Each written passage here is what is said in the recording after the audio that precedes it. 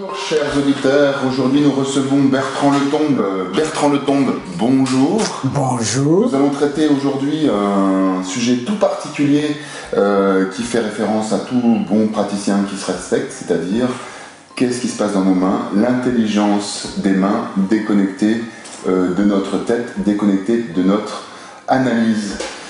Bertrand Letombe, oui. Avant de rentrer dans le vif du sujet, oui.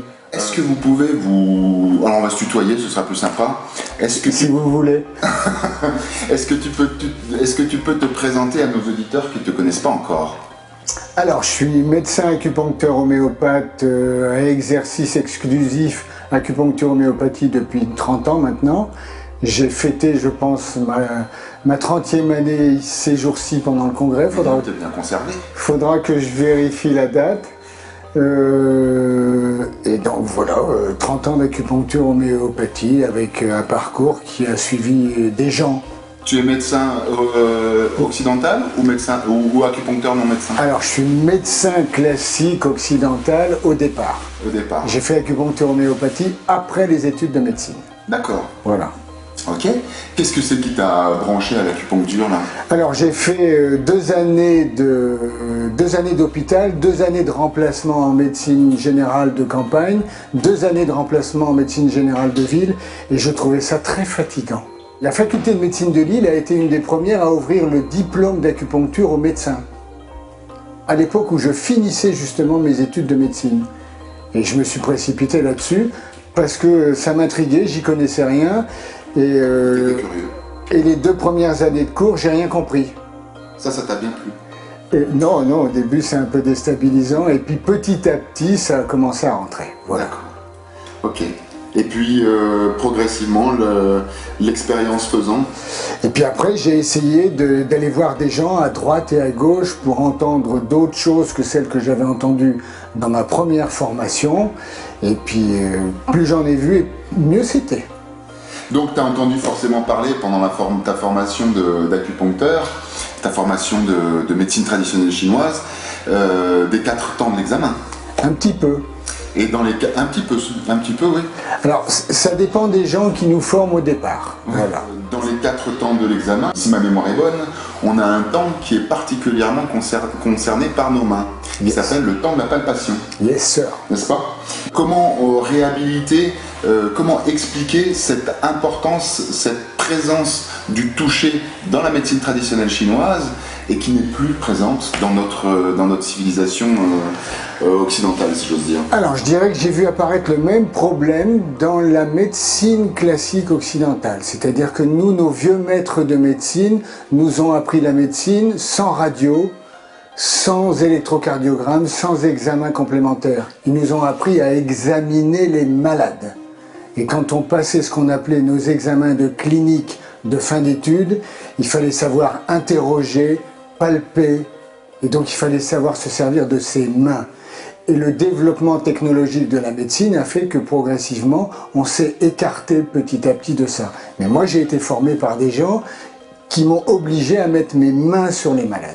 Moi, je me souviens, quand j'étais petit, mon médecin de famille faisait des palpations de l'abdomen, faisait des palpations de la gorge pour prendre les pouls, en effet. Les pouls se faisaient à la gorge à l'époque. Et c'est vrai qu'il y avait encore cette notion du toucher dans l'art de soigner, même occidental. Et j'ai eu la chance de croiser au début de mes études d'acupuncture un médecin à qui je rendrai hommage toute mon existence, qui s'appelle le docteur Lionel Catanzariti, qui est encore de ce monde. Il serait peut-être pas content si je le disais comme ça, mais qui était un rhumatologue, acupuncteur, homéopathe, ostéopathe, qu'on voyait sans arrêt toucher, et on voyait qu'il faisait des trucs avec ses mains, et là il nous a montré des choses. Et ben, il sera content qu'on fasse référence à son nom s'il nous regarde. Oui. Sa technique à lui était une technique de palpé roulé qui développait tout le long du corps, et moi j'ai intégré ça dans ma pratique personnelle. Comment pourrions-nous expliquer aujourd'hui ce qui se passe réellement dans la main d'un thérapeute lors de la prise d'un pouls par exemple, ou qui appose une main sur une douleur manifestée, ou encore recherche à affiner la localisation d'un point lors d'une poncture? Qu'est-ce qui se passe?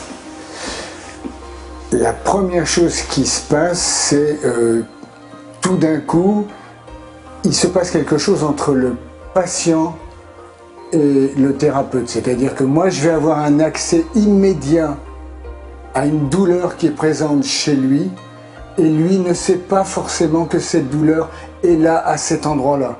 Donc il y a une espèce de révélation pour lui.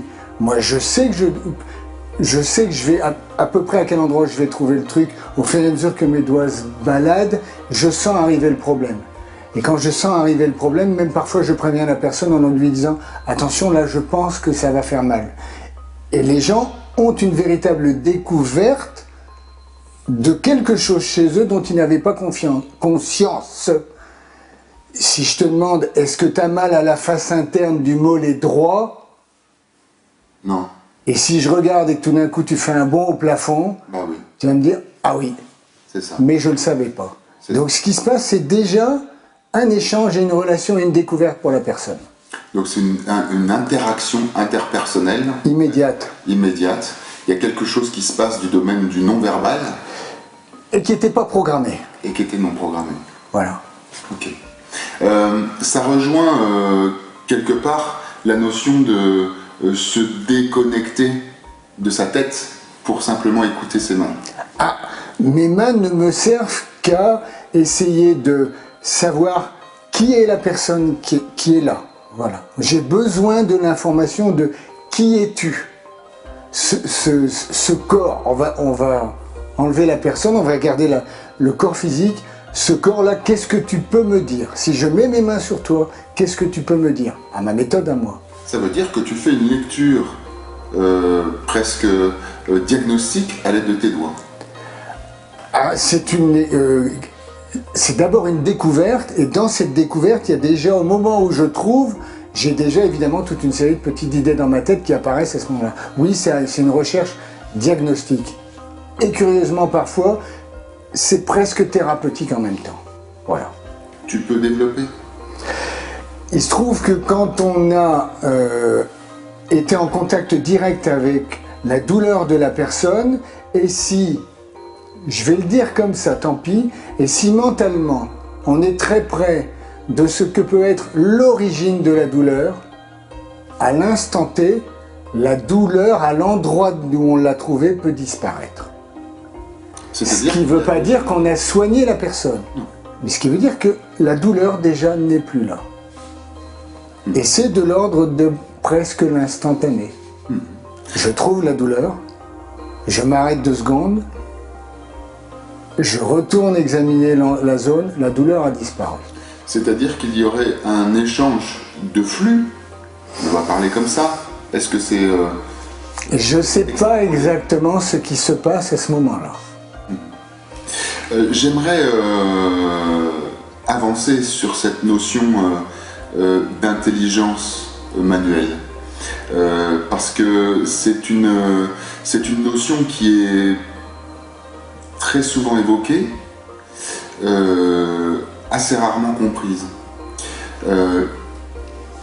Est-ce que tu as une clé, 2 clés ou peut-être plusieurs clés à proposer à nos auditeurs pour les aider en fait à débrancher le mental et le laisser parler les mains? Toujours faire confiance à ce qu'on trouve. C'est pas moi qui sais, c'est le corps qui est en face de moi qui sait et qui me dit. Donc je prends l'information. Après je vais faire mon travail, mais d'abord je suis juste un observateur. Je suis quelqu'un qui reçoit. Voilà, ça c'est, je pense. Donc, j'ai pas à m'occuper de ce que je pense, j'ai pas à m'occuper de ce que pense la personne.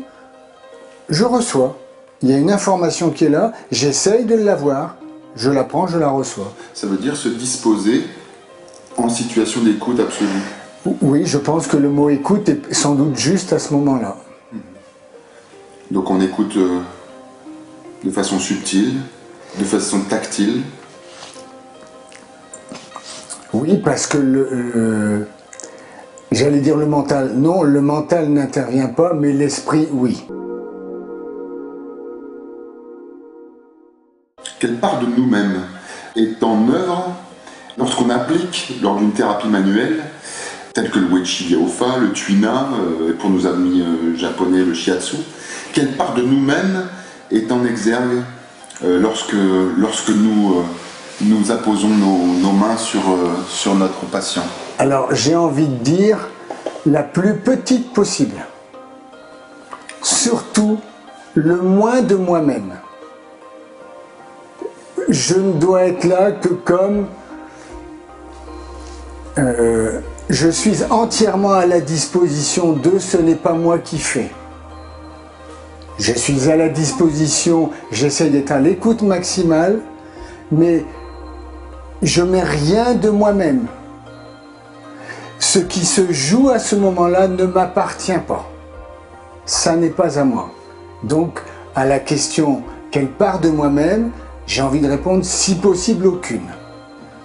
Évidemment, je suis là. Évidemment, je ne peux pas disparaître. Mais si je pouvais me faire disparaître à travers le processus, ok, il n'y a pas de problème. Et pourtant, il y a forcément une part de soi.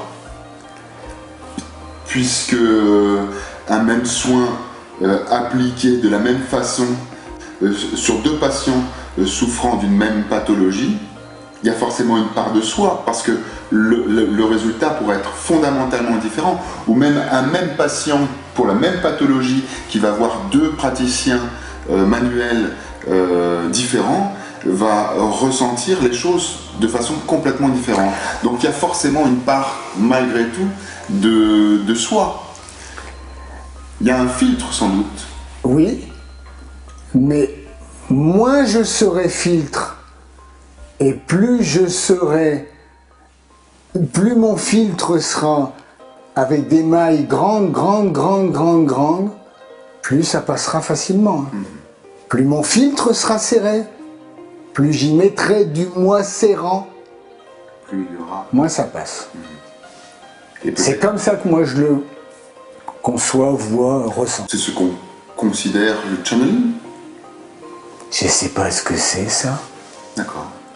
La position en canal? Ah! Si on veut y mettre des mots, pourquoi pas celui-là? Voilà. Je serais encore assez d'accord avec cette proposition. Alors, quel conseil, pour terminer, quel conseil à nos amis auditeurs pour justement mettre le moins de soi? Accepter l'idée que l'on puisse être le canal. D'abord accepter l'idée. Si on n'accepte pas l'idée, c'est pas possible. Et il m'a fallu un certain temps pour accepter l'idée.